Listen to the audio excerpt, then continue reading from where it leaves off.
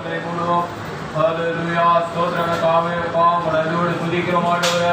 கர்த்தாவே வெளிப்படுத்துற விசேஷத்துல கர்த்தாவே இருக்கிற இந்த 2 அதிகாரமும் ஆண்டவரே எங்களுக்கு விளக்கமாய் சொல்லித்தர வேண்டுமாய் ஜெபிக்கிறோம் ஆண்டவரே. கர்த்தாவே புதிய வானமும் புதிய பூமியும் கர்த்தாவே அப்பா எங்களுக்கு கொடுக்க போகிறேன் என்று வாக்கு பண்ணினவர் கர்த்தாவே நீர் அப்படியாய் செய்வதற்காக ஸ்தோத்திரம். அப்பா போதவர் அப்பாவை மறைத்து எங்களுக்கு வெளிப்படுகிற ராஜா எல்லா கனமும் மகிமை உமக்கே செலுத்துகிறோம். ஆண்டவராகிய இயேசு கிறிஸ்து திருநாமத்தில் பிதாவே ஆமென். Praise the Lord. Hallelujah. Hallelujah. Hallelujah. ஆளும் தாமதமானாலும் நம்ம ஆவியிலே நிறைந்திருப்போம். ஆமென் சொல்லுங்களேன். இந்த 2 அதிகாரங்களை இதில் நம்முடைய ஆவியிலே நிறைப்படுவாராக. முதல் வசனம், பின்பு நான் புதிய வானத்தையும் புதிய பூமியையும் கண்டேன். முந்தின வானமும் முந்தின பூமியும் ஒழிந்து போயின, சமுத்திரமும் இல்லாமல் போயிற்று. கடைசி நித்திய நியாயத்திற்கு முடிந்தவுடனே நித்தியத்துக்கு அடுத்த காட்சி மகிமைதான். எத்தனை பேர் ஹல்லேலூயா சொல்றீங்க? நிச்சய மகிமையை தான் வெளிப்படுத்துகிற விசேஷ புத்தகத்துல கடைசி 2 அதிகாரங்கள்ல மகிழ்ச்சியோடு இந்த யோவான் சித்தரிக்கிறத பார்க்க முடியும். 7000 வருடங்கள் முடிந்து விட்டன. எத்தனை வருஷம் போச்சு? நீங்க 7000 அப்படின்னு சொல்றீங்கன்னா இப்ப நான் அதுக்குரிய குறிப்புகளை சொல்லுகிறேன். 7000 ஆண்டுகள் எப்படி முடிந்தது என்றால், ஆதாமிலிருந்து ஆபிரகாம் வரை 2000 வருடங்கள். ஆதாமுடைய காலத்திலிருந்து ஆபிரகாம் வரை 2000 வருடங்கள். ஆபிரகாமில் இருந்து கிறிஸ்து வரை 2000 வருடங்கள். கிறிஸ்துவிலிருந்து கிறிஸ்துவின் 2ஆம் வருகை வரை 2000 ஆண்டுகள். அதுக்கடுத்து சொல்லுங்க 1000 வருட அரசாட்சி. இவங்க எல்லாம் சேர்ந்து 6000 7000 முடிஞ்சிடுச்சு. 7000 முடிஞ்சுவிட்டது. எதுவே புரியுது? எதுவே புரியுதுன்னு தெரியல. ஒரு அழகிய சொல்லுங்களேன். நம்ம போன வாரம் பார்த்தது 1000 அரசாட்சியை குறித்து நாம் பார்த்தோம். அது முடிச்ச உடனே ஆண்டவர் மறுபடியும் மீதில் இருக்கிற எல்லாருக்கும் நியாயத்தீர்ப்பு செய்து முடிச்சு எல்லாம் முடிஞ்சு போயிடுச்சு. பின்பு நான் புதிய வானத்தையும் புதிய பூமியையும் கண்டேன். எப்படி பார்த்தாலும் இப்ப யோவான் பார்க்கிறாரு, ஒரு புதிய வானத்தையும் ஒரு புதிய பூமியையும் அவர் பார்க்கிறாரு. முதல் இருந்த வானமும் முந்தின பூமியும் ஒழிந்து போயின, சமுத்திரம் இல்லாமல் போயிட்டு என்று சொல்லப்படுகிறது. பிரியமானவர்களே, சமுத்திரம் கூட அந்த இடத்துல இல்லையா? எல்லாமே ஒரே மாதிரி இருந்தது. அப்ப இது எதற்கு ஒப்பனையா இருக்கிறது என்றால், ஆதியிலே தேவன் வானத்தையும் பூமியை சிருஷ்டிக்கும் பொழுது அதில் சமுத்திரம் என்று தனியாக எதுவுமே இல்லை. எதுவுமே தெரியும்? ஒரு அழகிய சொல்லுங்களேன். ஹல்லேலூயா. ஆதியிலே தேவன் வானத்தையும் பூமியை சிருஷ்டித்தார். இது ஆதியாகமம் 1ஆம் அதிகாரத்திலே முதல் வசனத்திலே மீண்டும் நிலைநாட்டப்படுகிறது போல, லூசிபருடைய பாவம் பிரவேசிப்பதற்கு முன்பாக ஆதியிலே தேவன் சிருஷ்டித்த வானமும் பூமியும் சமுத்திரம் இல்லை என்பது குறிப்பிடத்தக்கதாக இருந்தது. ஏன்னா ஆண்டவர் சமுத்திரத்தை பிரித்தார், தண்ணீரை வெவ்வேறாக பிரித்தார் என்று நமக்கு நல்லா தெரியும். வாசிங்க 2 பேதுரு 3ஆம் அதிகாரத்திலே 10ஆம் வசனத்தை வாசிக்க கேட்கிறேன். 2 பேதுரு 3:10, கர்த்தருடைய நாள் இரவிலே திருடன் வருகிற விதமாய் வரும். அப்பொழுது வானங்கள் மடமடவென்று அகன்று போகும், பூதங்கள் வெந்து போகும், பூமியும் அதில் உள்ள கிரியைகளும் எரிந்து அழிந்து போகும் என்று வாசிக்கிறோம். அதே போல அதே வசனத்துல 8ஆம் வசனத்துல கர்த்தருக்கு ஒரு நாள் 1000 வருஷம் போலவும் என பேதுரு குறிப்பிடுகிறதை நம்ம அந்த இடத்துல பார்க்க முடியும். பிரியமானவர்களே, பாருங்க, பூமிக்கு வந்தவுடனே இந்த அழிவு ஏற்படாது. ஒரு நாள் கழித்து, ஒரு நாள் என்பதுனா 1000 வருடங்கள் கழித்து இந்த அழிவு ஏற்படும் பொழுது இப்பொழுது யோவான் பார்க்கிறார், அங்க என்ன இல்லவா? சமுத்திரம் இராமல் போயிற்று, வானமும் பூமியும் அவர் புதிதாய் இருக்கிறதை பார்க்கிறார். முந்தின வானமும் முந்தின பூமியும் ஒழிந்து போவதை அவர் பார்க்கிறார். ஒரு அழகிய சொல்லுங்களேன். இப்படி இவைகள் எல்லாம் அழிந்து போகிறபடினால் இருக்கிறபடினாலே நம்ம இப்படிப்பட்ட பரிசுத்த நடக்கையில இருக்க வேண்டும் என்பதை யோசித்து பாருங்க. போன கடந்த வாரங்களை நம்ம பார்த்தோம், ஆண்டவர் எல்லாவற்றுக்குமே நியாயத்திற்கு கொடுக்கிறார். அதுல ரொம்ப ஆச்சரியமான ஒரு காரியம் 13ஆம் வசனம், 20ஆம் அதிகாரத்திலே 13ஆம் வசனம், சமுத்திரம் தண்ணீர் உள்ள மருத்துவரை ஒப்புவித்தது, மரணமும் பாதாளமும் தண்ணீர் உள்ள மருத்துவரை ஒப்புவித்தது. வெளிப்படுத்தல் விசேஷம் 13ஆம் வசனத்தை யாராவது வாசிங்களேன். வெளிப்படுத்தல் விசேஷம் தண்ணீர் உள்ள மருத்துவரை ஒப்புவித்தது. பெரிய கடல் சமுத்திரம் என்ன பண்ணுச்சு? தண்ணீர் உள்ள மருத்துவரை அதே ஆண்டவரிடத்தில் ஒப்புவிக்கிறது. மரணமும் பாதாளமும் தங்களிலுள்ள மருத்துவரை ஒப்புவித்தன. மரணமும் பாதாளமும் தங்களிலுள்ள மருத்துவரை ஒப்புவித்தன. யாவரும் தங்கள் தங்கள் கிரியைகளின்படியே நியாய தீர்ப்பு அடைந்தார் என்று சொல்லி பார்க்கிறோம். பிரியமானவர்களே, எல்லாம் இந்த பூமியில முடிச்சு இப்ப புதிதான காரியங்கள் தொடங்கப்படுகிறது. முந்தினவைகளை நினைக்க வேண்டாம், பூர்வமானவைகளை சிந்திக்க வேண்டாம். இதோ புதிய காரியத்தை செய்ய போகிறேன் என்று சொன்னாரே. தரங்களை தட்டி விசுவாசிக்கிறவர்கள் புதிய ஆண்டு புதிய காரியத்தை செய்வார். அழகிய சொல்லுங்களேன். விசுவாசிக்கிறவர்கள் நல்ல ஒரு அழகிய சொல்லுங்களேன். ஹல்லேலூயா. இருக்கிறார். எப்படி? அவரும் நம்மளும் ஒத்துமையா இருக்கணும். அவருடைய சத்தத்தை நாம் கேட்க வேண்டும் என்று ஆண்டவர் எப்படி இருக்கிறார்? மிகவும் விருப்பமாய் இருக்கிறார். மனுஷிடத்தில் இவர் வாசம் பண்ண அவர் விருப்பமாய் இருக்கிறார். 2ஆம் வசனத்தை வாசிங்க. யோவானாகிய நான் புதிய எருசலேமாகிய பரிசுத்த நகரத்தை தேவனிடத்திலிருந்து நான் பார்த்துட்டே இருக்கேன். கீழே இவ்வளவு காரியங்கள் நடந்தது. ஒரே ரத்த காலா இருக்கிறது. கழுகுகளை கூப்பிட்டாங்க. பெரியோரையும் சிறியோரையும் முதியோரையும் எல்லாருடைய மாம்சத்தை பட்சிக்க என்ன பண்ணாங்க? மத்திய ஆகாயத்திலே பறக்கிற பறவைகள் வந்து எல்லாம் தின்னு எல்லாம் முடிஞ்சிருச்சு. கலசங்கள் உடைக்கப்பட்டது, குதிரைகள் வந்தது. அது மட்டும் இல்ல, 7 குதிரைகள் உடைக்கப்பட்டு எல்லாம் முடிந்த பிறகு இப்ப யோவான் பார்க்கிறாரு. யோவானாகிய நான் புதிய எருசலேமாகிய பரிசுத்த நகரத்தை தேவனிடத்திலிருந்து பரலோகத்தை விட்டு நான் இறங்கி வர கண்டேன். அல்லேலூயா. பார்க்கிறாரு. நம்ம பார்க்க முடியாதபடி இருந்த பரலோகம் வேற பார்த்திருக்கீங்களா? காணக்கூடாததாய் மறைக்கப்பட்டிருக்கிற அந்த பரலோகம் இப்ப பிரத்யட்சமாய் பரலோகத்தில் அவர் இறங்கி வருகிறதை யோவான் ஆவிக்குள்ளே பார்க்கிறார். அது தன் புருஷனுக்காக அலங்கரிக்கப்பட்ட மணவாட்டியை போல ஆயத்தப்பட்டு இருந்தது. விரலையே சொல்லுங்க. புதிய எருசலேமாகிய பரிசுத்த நகரமே, கிறிஸ்துவின் மணவாட்டியானவர் எப்படி இருக்கணும்? வெளிப்படுத்துகிற விசேஷம் 19ஆம் அதிகாரத்திலே ஆட்டுக்குட்டியானவருடைய மனைவிக்கு சில காரியங்கள் சொல்லப்பட்டிருக்கிறது. ஒரு மெல்லிய வஸ்திரம், நீதி என்ற மெல்லிய வஸ்திரத்தை உடுத்திக் கொண்டு அவர் தன் மணவாளுக்காக ஆயத்தமாக நாம் பார்க்க முடியும். பிரியமானவர்களே, இப்ப இந்த யோவான் பார்க்கிற இந்த பரலோகம் எப்படி இருக்கிறது? அது தன் புருஷனுக்காக அலங்கரிக்கப்பட்டு மணவாட்டியை போல எப்படி இருக்குதான்? ஆயத்தமாக இருந்தது. அந்த பரலோகத்தை பார்க்கிறாரு. அவ்வளவு அழகா, சொல்ல முடியாதவனுக்கு ஒரு அழகான அலங்கரிப்போடு கூட இருக்கிறதை யோவான் பார்க்கிறாரு. 3ஆம் வசனத்தை வாசிங்க.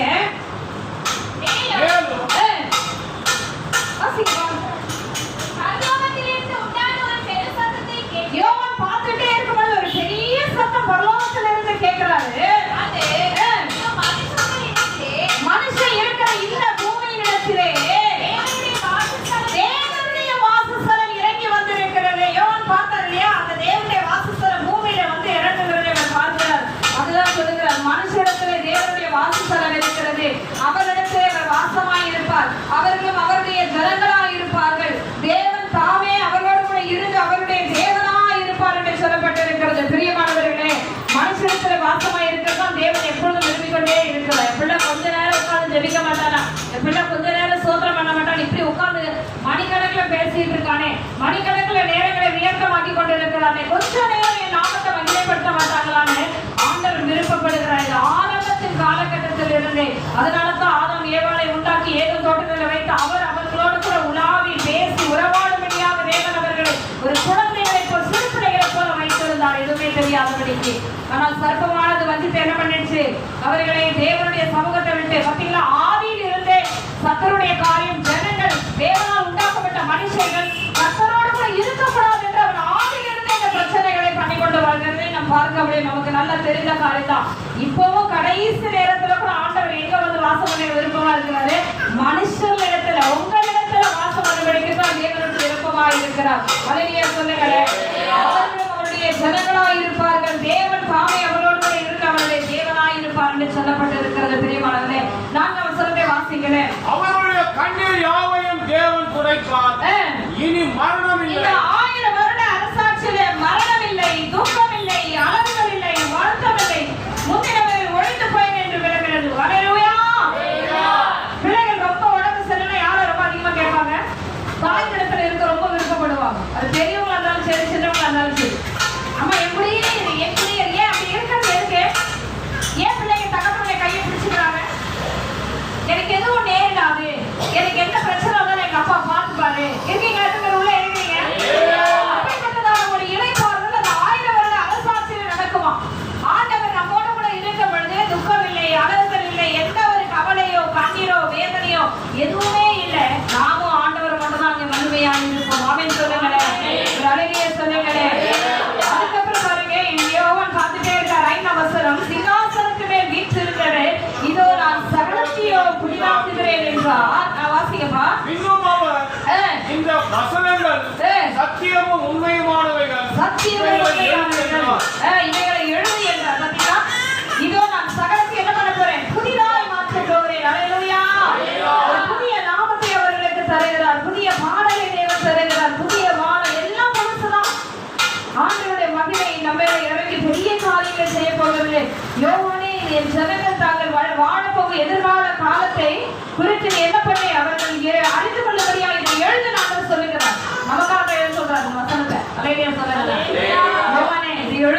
சொல்லுகிறார், இந்த வசனங்களின் சத்தியம் உண்மையான இவைகள் எழுது, இது வாசிக்கிற என் பிள்ளைகள் தெரிந்து கொள்ளுவாங்க. எப்படி தெரிந்து கொள்வாங்க? சகலத்தை ஆண்டவர் புதிதாக்குற ஒரு நாள் இருக்கு, அவரோடு கூட நான் இருக்க போறேன்றதை என் ஜனங்கள் அறிந்து கொள்ள முடியாது இதை எழுத ஆண்டவர் சொல்லுகிறார். அது மட்டும் இல்ல, 6 வசனத்தை வாசிங்க.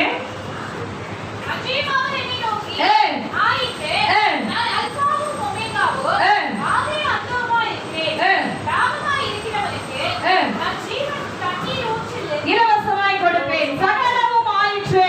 எதற்காக இயேசு பூமிக்கு வந்து மரித்து உயிர் தெழுந்தாரோ அந்த நோக்கம் யாவும் நிறைவேறி தீர்ந்து விட்டது. எப்பொழுது? 1000 வருட அரசாட்சியில் எல்லாம் முடிஞ்சது. நல்லா பரலோகத்துக்கு கரங்களை தட்டாமா?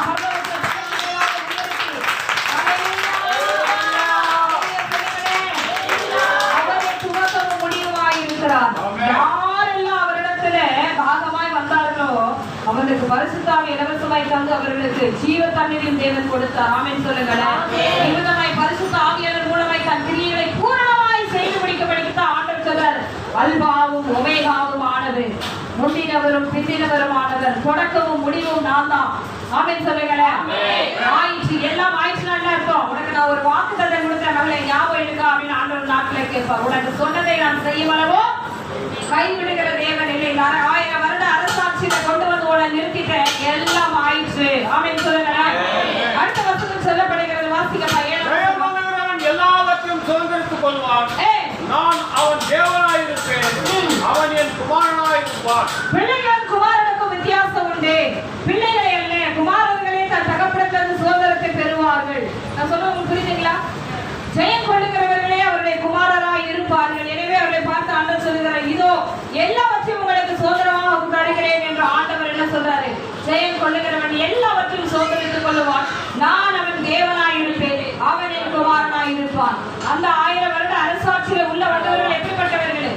உலகத்திலிருந்து எல்லா காரியங்களிலும் ஜெயம் எடுத்தவர்கள் தான் அதற்குள்ளே வர முடியும் என்பதை தேவன் இந்த இடத்தில் வெளிப்படுத்துகிறதை நாம் பார்க்க முடியும். பிரியமானவர்களே, அடுத்தது 8ஆம் வசனத்துல ஒரு ஆண்டவர் லிஸ்ட் போடுறாரு. பயப்படுகிறவர்களும் அவிசுவாசிகளும் அருவருப்பானவர்களும் கொலை பாதகரும் விபச்சாரக்காரரும் சூன்யக்காரரும் விக்கிரக ஆராதனைக்காரரும் பொய்யர் அனைவரும் 2ஆம் மரணமாக அக்கினியும் கந்தகமும் எரிகிற கடலிலே பங்கடைவார் என்று சொல்லப்பட்டிருக்கிறது.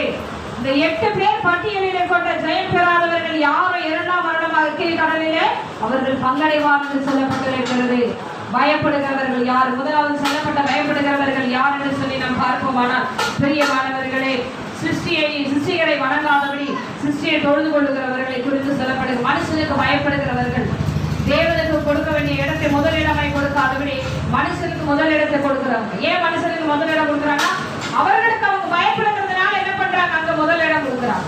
கர்த்தருக்கு பயப்படுகிறவர்களானால் எல்லாவற்றிலும் தேவனை முன்னிறுத்துவார்கள். 2வது பட்டியலில் இருக்கிறவர்கள் அவிசுவாசர்கள், தேவன் சொல்லுகிற வாக்குகளை சந்தேகப்படுகிறவர்கள். கர்த்தர் சொன்ன வாக்குத்தத்தம் நிறைவேறுமா நிறைவேறாதா என்ற அவிசுவாசிகளை குறித்து தான் 2வது பட்டியலில் ஆண்டவர் சொல்லியிருக்கிறார். 3வது பாருங்க, அருவருப்பானவர்கள் யாரு என்ற ஜனங்கள் காம விகாரத்துக்கு இச்சைகளுக்கு உட்பட்டு ஜீவிக்கிற ஒவ்வொரு பிள்ளைகளும் அவருடைய இச்சைகளை விட்டு விலகாதபடி இருக்கிறவர்கள் 3வது பட்டியலிலே இருக்கிறார்கள். 4வது கொலைபாதகர்கள் யாரு? தன் சொந்த சகோதரனை பகைக்கிறவர்கள். சத்தியத்தை அறிந்தோம் தன்னுடைய கூட பிறந்த சகோதரர்களை, இதோ ஒருவேளை கூட பிறந்தவர்களை மாத்திரமில்லை, சபையில் இருக்கிற ஜனங்கள் ஒரே ஞானஸ்தானம் பெற்ற பிள்ளைகளை நம்ம பகைத்து அவர்களை தூரப்படுத்தி வைத்திருப்போம். நம்ம மனுஷ கொலைப்பாளர்களாக இருக்கிறோம். 5வது பட்டியலில் இருக்கிறவர்கள் விபச்சாரக்காரரை குறித்து சொல்லப்பட்டிருக்கிறது. இவர்கள் எப்படிப்பட்டவங்க என்று சொல்லி பார்க்கலாம்னா, ஆண்டவர் சொன்னது போல அவர் சொன்ன கட்டளைகளை கீழ்ப்படியாதவருக்கு அவர்களுடைய இருதயத்துக்கு ஏற்ற காரியங்களை செய்கிற விபச்சாரக்காரர்களை குறித்து சொல்லப்பட்டிருக்கிறது. பிரியமானவர்களே, அடுத்தது 6ஆம் பட்டியலில் இருக்கிறவர்கள் சூனியக்காரர்கள்.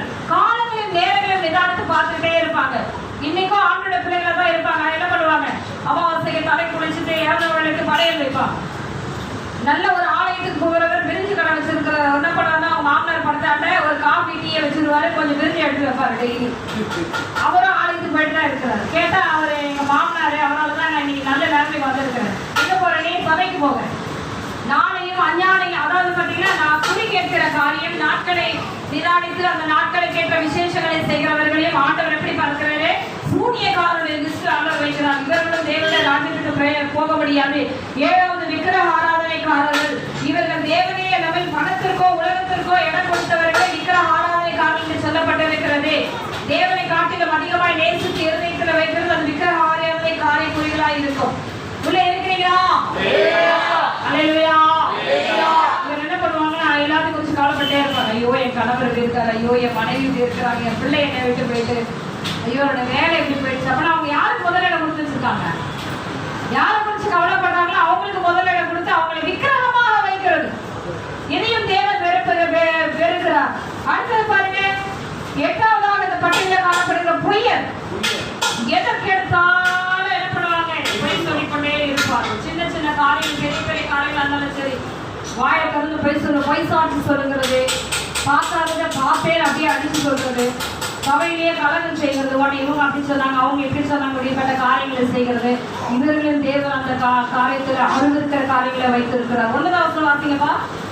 இன்று கடைசியான 7 வாதைகளால் நிறைந்த 7 கலசங்களுடைய அந்த 7 தூதரில் ஒருவன் என்னிடத்திலே வந்து இங்கே வா, ஆட்டுக்குட்டியானுடைய மனைவியாகிய மணவாட்டியை உனக்கு காண்பிக்கிறேன் என்று சொல்லி யோவானுக்கு மணவாட்டியை காண்பித்தார் இந்த தேவதூதர். இந்த மணவாட்டி யாரு? மேலே குறிப்பிட்ட பட்டியலில் உள்ள யாவையும் ஜெயித்தவர்களே. அந்த இருக்கிற பட்டியலை எல்லாவற்றிலும் ஜெயமெடுத்தவர்கள் மாத்திரம்தான் தேவனுக்கு ஒரு மணவாட்டியாய் இருப்பார்கள். அல்லேலூயா சொல்லுங்க. ஜீவியத்திலே பரிசுத்தாவின் வல்லமையை தன்னுடைய சரீரத்திலே வைத்து அப்படிப்பட்டதான மாம்ச இச்சைகளில் இருந்து விடுதலை பெற்றவர்கள், தேவனுடைய நாமத்துக்கு என்று எழுப்பி கிரியை செய்கிற பிள்ளைகள், இவர்கள் தான் கர்த்தருக்கு மனவாட்டியாய் இருக்கிறார்கள். ஒரு அல்லேலூயா சொல்லுங்க. 10-11 வசனத்தை பார்க்கிறோம். பெரிதும் உயரமான ஒரு பர்வதத்தின் மேல் என்னை ஆவியிலே கொண்டு போய் தேவனுடைய மகிமையை அடைந்த எருசலேமாகிய பரிசுத்த நகரம் பரலோகத்தை விட்டு தேவனிடத்திலிருந்து இறங்கி வருகிறதை எனக்கு காண்பித்தார். அதில் பிரகாசம் மிகவும் விலையுயர்ந்த ரத்தின கல்லை போலவும் பளிங்கினாலுள்ள வச்சர கல்லை போலவும் இருந்தது என்று சொல்லி பார்க்கிறோம். அல்லேலூயா. அது பார்க்கிற இப்ப அங்க மேலிருந்து இறங்கி வந்த அந்த மணவாட்டியை அலங்கரித்த மணவாட்டியான அந்த பரலோகம் எப்படி இருக்கிறது என்பதை அதுக்கு அடுத்தடுத்து வருகிற வசனங்களை சொல்லப்பட்டிருப்பதை மாணவர்களே, அவ்வளவு அழகாய் அலங்கரிக்கப்பட்ட இடம். இதெல்லாம் நம்ம பார்க்கவே முடியாது.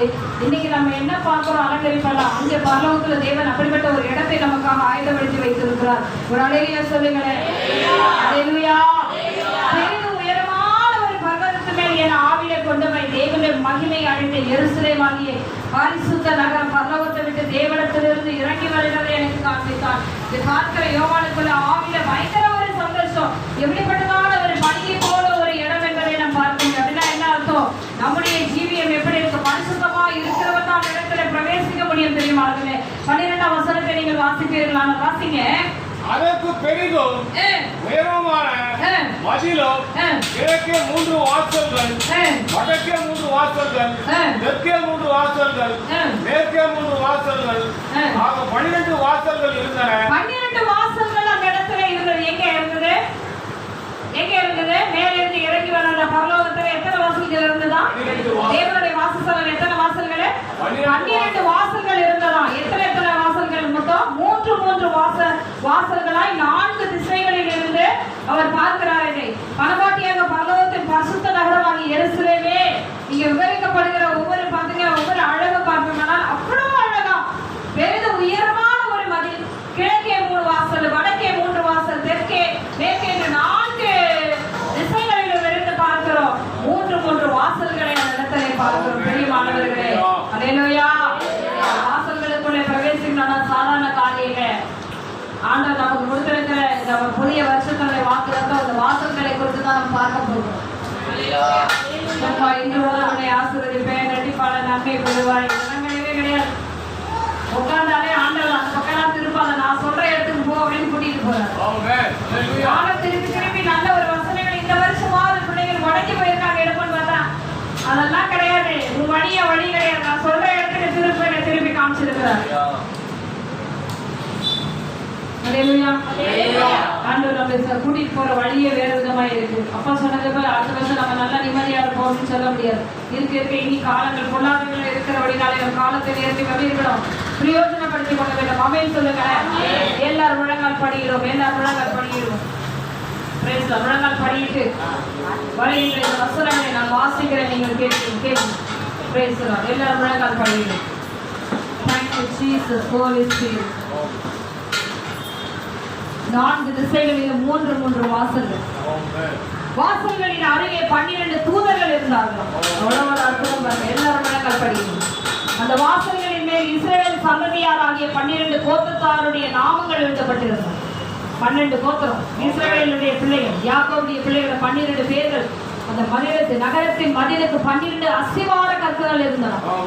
அவைகள் மேல் ஆட்டுக்குட்டியாளருடைய 12 அப்போஸ்தலரின் 12 நாமங்களும் பதிந்திருந்தன. அப்போஸ்தலர் கேட்டாங்க, எனக்கு என்ன செய்ய போறீங்க ஆண்டவர்? எல்லாத்தையும் விட்டுட்டு வந்திருக்காரு.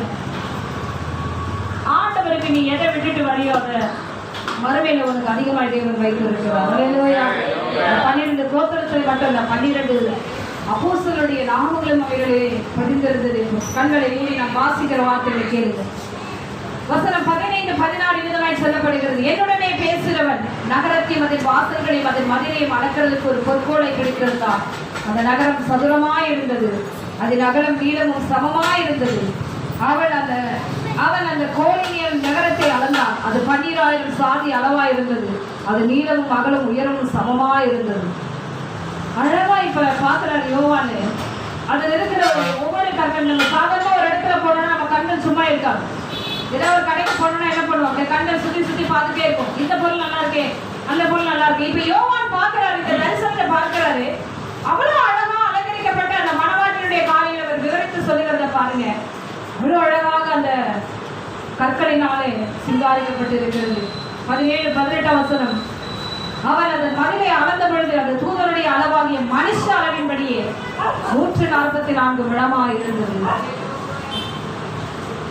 அதன் மதில் வச்சிரக்கல்லால் கட்டப்பட்டிருந்தது. நகரம் தெளிந்த பளிங்குக்கு ஒப்பான சுத்த பொன்னாய் இருந்தது. பளிங்கு தண்ணீர்னு சொல்லல ஆண்டவரிங்க. பளிங்குல ஒரு பழுது இருக்காது. அவ்வளவு அழகாக பாலிஷ் பண்ணி வைப்பாங்க. இங்க மீண்டும் தூய்மையான பரிசுத்தத்தை குறித்துதான் ஆண்டவர் இந்த நகரத்தை சொல்லுகிறார். நகரம் தெளிந்த பளிங்கு கோப்பான சுத்த பொன்னா இருந்தது. தண்ணீருக்கும் தெளிந்த பளிங்கிற்கும் நிறைய வித்தியாசம் இருக்கு பிரியமானவனே. ஒரு பளிங்கை கலங்க பண்ண முடியாது. நாம் நித்தியத்தை அடையும் பொழுது இந்த பளிங்கிற்கு ஒப்பாகவே நாம் இருப்போம். நாம் பாவம் செய்வதற்கரிய சாத்தியம் ஒரு துணி அங்கே இருந்தால் அவ்வளவு ஒரு மகிமையான இடத்துல தேவன் கொண்டு போகிறார். நகரத்தின் மதில்கள் அஸ்திவாரங்கள் சகலவித ரத்தினங்களாலும் அலங்கரிக்கப்பட்டிருந்தன. எத்தனை ரத்தினங்கள்? 12 பாருங்க. முதலாம் அஸ்திவாரம் வச்சிரக்கல், 2ஆம் இந்திரநீலம், 3வது சக்கரகாந்தம், 4வது மரகதம், 5வது கோமேதகம், 6வது பதுமராகம், 7வது ஸ்வர்ணரத்னம், 8வது பனிய பச்சை, 9வது புஷ்பராகம், 10வது வைடூரியம், 11வது சுனீரம், 12வது சுகந்தி. ஒரு நிமிஷம் கண்கள் இந்த மணிவரத்தை பாருங்க. இங்க இருந்து இங்க ஒரு அஸ்திபாரம், இங்க இருந்து ஒரு அளவு ஒரு அஸ்திபாரம். இப்படி 12 கட்டிங்ல 12 விதமான கற்கள் புகைந்திருக்கிறாங்க. பரலோகத்தை கொஞ்சம் நினைச்சு பாருங்க. எவ்வளவு ஒரு நம்முடைய கண்கள் பார்க்கவே முடியாது. பார்க்கணும்னா எவ்வளவு பரிசுத்தமா இருக்கணும். யோசனை பண்ணி பாருங்க. சும்மா சாதாரண இந்த கோல்டு பெயிண்ட் அடிச்சு நம்மளால பார்க்க முடியல. இந்த பலிபீடத்துல கற்களாலே பதிக்கப்பட்ட அந்த அஸ்திவாரங்கள் அந்த வாசல்களுக்குள்ள நம்ம பிரவேசிக்கணும்னா எப்படி இருக்கணும் பெரியமானவர்கள்? யோசனை பண்ணி பாருங்க. 12 வாசல்களும் 12 முத்துக்களாய் இருந்தன. ஒவ்வொரு வாசலும் ஒவ்வொரு முத்தாய் இருந்தது. நகரத்தின் வீதி தெளிவுள்ள பளிங்குக்கு சுத்த பொன்னாய் இருந்தது. அஸ்திவாரம் எப்படின்னா உள்ள தலையெல்லாம் சுத்த பொண்ணு. நீ எவ்வளவு உலகத்தான் சொல்றான், நான் கோல்டுல இதை கட்டியிருக்கேன் அதை கட்டியிருக்கேன். பரலோகத்துல தேவன் எவ்வளவாய் வைத்திருக்கிறார் தெரியுமா? என்ன தகுதி இருக்கு நம்ம அங்க போறதுக்கு பிரியமானவர்களே? அதிலே தேவாலயத்தை இன்னும் காணவில்லை. யோவான் பாக்குறாரு, ஆலயம் எங்க காணுமே பாக்குறாரு. இந்த பூமியில நிறைய ஆலயங்கள் இருந்துச்சு, நிறைய தேவாலயங்கள் இருந்தது.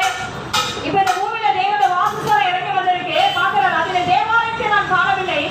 சர்வ வல்லமையுள்ள தேவனாகிய கர்த்தரும் ஆட்டுக்குட்டியானவரும் அதற்கு ஆலயம். நகரத்துக்கு வெளிச்சம் கொடுக்க சூரியனும் சந்திரனும் அதற்கு வேண்டுவதில்லை. ஏன்னா அதை படைத்த தேவன் அவ்வளவு மகிமையானவர். கரங்களை தட்டலாமா? அதை படைத்த தேவன் தேவனுடைய மகிமையை அதை பிரகாசித்தது. ஆட்டுக்குட்டியானவரே அதற்கு வேண்டும்.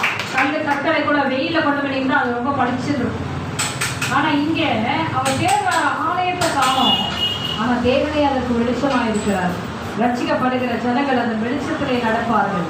பூமியின் ராஜாக்கள் தங்கள் மகிமையும் கனத்தையும் அதற்குள்ளே கொண்டு வருவார்கள். ஏன்னா இந்த பூமியில யாரெல்லாம் ராஜாக்களா இருந்து அவங்கள மகிமையை அவங்க எடுத்துக்கொண்டாங்களோ அதெல்லாம் தேவனிடத்துல கொண்டு வந்து படைப்பார்கள். தேவனுக்கு தான் அந்த மகிமை எல்லாம். ராஜாக்கள் தங்கள் மகிமையும் கனத்தையும்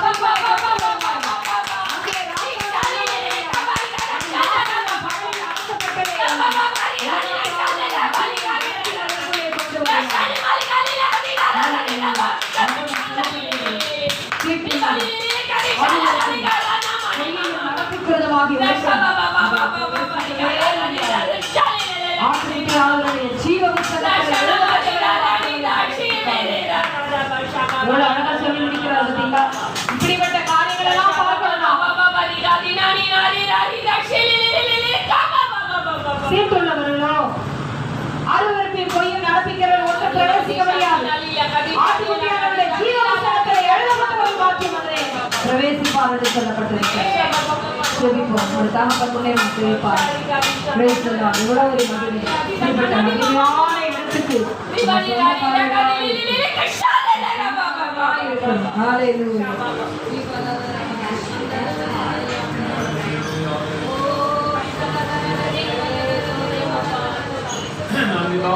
நன்றி ராஜா, நன்றி ராஜா, நன்றி ராஜா. ஆமென், ஹalleluya. நன்றியோடு துதிக்கிறோம், நன்றியோடு துதிக்கிறோம், நன்றியோடு துதிக்கிறோம். வெளிப்படுத்துற விசேஷத்துல கர்த்தாவே அப்பா எங்களுக்கு விளக்கி சொன்னீரே அதற்காக நன்றி ராஜா. கர்த்தாவே ஸ்தோத்திரம், ஆண்டவரே ஸ்தோத்திரப்பா. அங்க அலறுதல் இல்லை, கண்ணீர் இல்லை ஆண்டவரே, தூக்கம் இல்லை, பசி இல்லை, தாகம் இல்லை. என் தகப்பனே நீரே நித்திய வெளிச்சமாய் இருப்பீர். ஆமென். எத்தனை உள்ளங்கள் தேவனை பார்க்க வேண்டும் என்று வாஞ்சிக்கிறதோ ஆண்டவரே உம்மை கண்ணார கண்டு உம்முடைய மகிமையின் பிரகாசத்துல நாங்கள் ஜீவிக்க போறோமே. கர்த்தாவே உம்முடைய வெளிச்சம் பட்டு சொல்லப்பட்ட 12 கர்த்தருடைய வெளிச்சத்துல அந்த மகிமையான ஆண்டவரே வாசஸ்தலத்துல அந்த பரலோகத்துல கர்த்தாவே எங்கள் பேர்கள் எழுதப்பட கர்த்தர் கிருபை செய்வதற்காக நன்றி தகப்பனே. அப்பா ஞாபக புத்தகத்திலும் ஜீவ புத்தகத்திலும் கர்த்தாவே அப்பா நீர் எங்கள் பெயரை எழுதி வைத்திருப்பதற்காக ஸ்தோத்திரம் ஆண்டவரே. அப்பா நாங்கள் நீதி நிலைத்திருந்து உங்களுடைய திருமுகத்தை காண வேண்டுமா நாங்கள் வாஞ்சிக்கிறோம் ஆண்டவரே. ஆம் தகப்பன வந்த பிள்ளைகள் ஆண்டவரே அப்பா ஒவ்வொருவரும் பரலோகத்தினுடைய காட்சியை கண்டதற்காக ஸ்தோத்திர ராஜா. உமக்கு நன்றி செலுத்துகிறோம் ஆண்டவரே. பிதா குமாரன் பரிசுத்த ஆவி நாமத்தினால இந்த பிள்ளைகளை ஆசீர்வதித்து வாழ்த்துகிறார் ராஜா. எல்லா கனமும் மகிமையும் நீர் எடுத்துக்கொள்ளுங்க அப்பா. எங்களை தரைமட்டமாய் தாழ்த்துகிறோம் ஆண்டவராய் இயேசு கிறிஸ்து திருநாமத்தில் ஜெபிக்கிறோம் ஜீவனுள்ள நல்ல பிதாவே. ஆமென், ஆமென். எழுந்து நின்று கத்திரிக்கை காணிக்க படைத்து நாம் செபித்து முடிப்போம். நம்ம உடனடியாக மனைவி வந்து செபித்து காணிக்கைக்கான ஜெபித்து பாடுவார்.